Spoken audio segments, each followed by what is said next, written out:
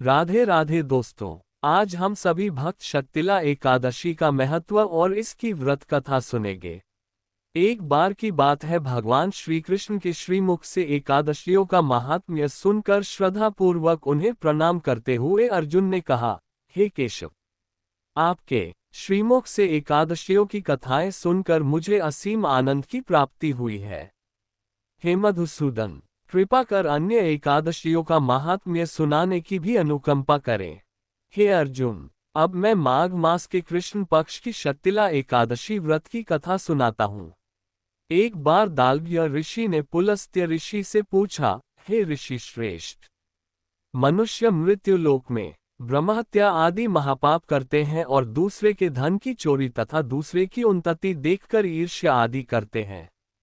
ऐसे महान पाप मनुष्य क्रोध, ईर्ष्या, आवेग और मूर्खतावश करते हैं और बाद में शोक करते हैं कि हाय, ये हमने क्या किया। हे महामुनि, ऐसे मनुष्यों को नरक से बचाने का क्या उपाय है? कोई ऐसा उपाय बताने की कृपा करें जिससे ऐसे मनुष्यों को नरक से बचाया जा सके, अर्थात उन्हें नरक की प्राप्ति न हो। ऐसा कौन सा दान पुण्य है जिसके प्रभाव से नरक की यातना से बचा जा सकता है? इन सभी प्रश्नों का हल आप कृपापूर्वक बताए। दाल्भ्य ऋषि की बात सुन पुलत्स्य ऋषि ने कहा, हे मुनि श्रेष्ठ, आपने मुझसे अत्यंत महत्वपूर्ण प्रश्न पूछा है। इससे संसार में मनुष्यों का बहुत लाभ होगा।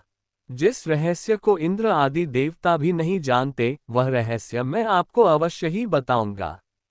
माघ मास आने पर मनुष्य को स्नान आदि से शुद्ध रहना चाहिए और इंद्रियों को वश में करके तथा काम, क्रोध, लोभ, मोह, ईर्ष्या तथा अहंकार आदि से सर्वथा बचना चाहिए। पुष्य नक्षत्र में गोबर, कपास, तिल मिलाकर उपले बनाने चाहिए।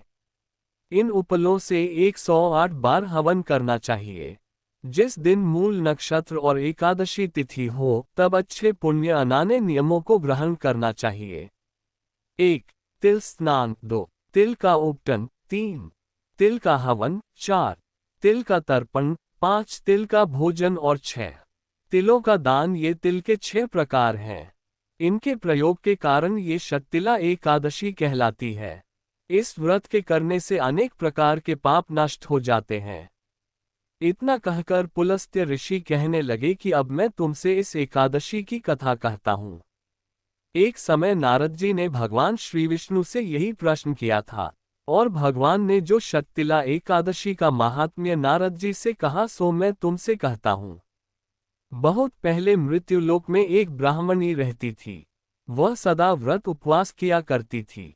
एक बार वह 1 मास तक उपवास करती रही, इससे उसका शरीर बहुत कमजोर हो गया। वह अत्यंत बुद्धिमान थी, परंतु उसने कभी भी देवताओं तथा ब्राह्मणों के निमित्त अन्नादि का दान नहीं किया। मैंने चिंतन किया कि इस ब्राह्मणी ने उपवास आदि से अपना शरीर तो पवित्र कर लिया है तथा इसको वैकुंठ लोक भी प्राप्त हो जाएगा, किंतु इसने कभी अन्नदान नहीं किया है। अन्न के बिना जीव की तृप्ति होना कठिन है। ऐसा चिंतन कर मैं मृत्युलोक में गया और उस ब्राह्मणी से अन्न की भिक्षा मांगी। इस पर उस ब्राह्मणी ने कहा, हे योगीराज, आप यहाँ किस लिए पधारे हैं? मैंने कहा, मुझे भिक्षा चाहिए। इस पर उसने मुझे एक मिट्टी का पिंड दे दिया। मैं उस पिंड को लेकर स्वर्ग लौट आया। कुछ समय व्यतीत होने पर वह ब्राह्मणी शरीर त्याग कर स्वर्ग आए।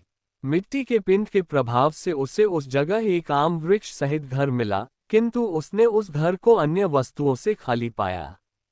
वह घबराई हुई मेरे पास आई और बोली, हे प्रभु, मैंने अनेक व्रत आदि से आपका पूजन किया है, किंतु फिर भी मेरा घर वस्तुओं से रिक्त है। इसका क्या कारण है?